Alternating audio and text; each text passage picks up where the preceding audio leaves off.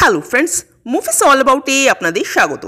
ধাড়ক 2 এর trailer drop করা হয়েছে। ধাড়ক মুভিটি যেমন মারাঠি মুভি সৈরাতের রিমেক ছিল, তেমনি ধাড়ক 2ও একটি তামিল মুভির রিমেক।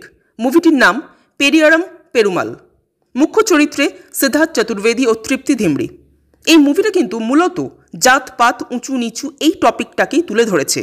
বর্তমান দিনে দাঁড়িয়েও আমাদের দেশে এমন অনেক জায়গা আছে, স্পেশালি একটু গ্রাম সাইডগুলোতে, যেখানে এখনও মানুষের জাতপাতটাকে খুব বড় করে দেখা হয়।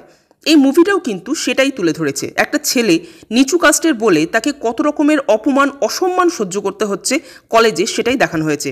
অরিজিনাল মুভিটা আমি দেখিনি, কিন্তু এই ট্রেলারে সিদ্ধার্থ ও তৃপ্তি ধিমরির কাজ আমার দারুণ লাগলো।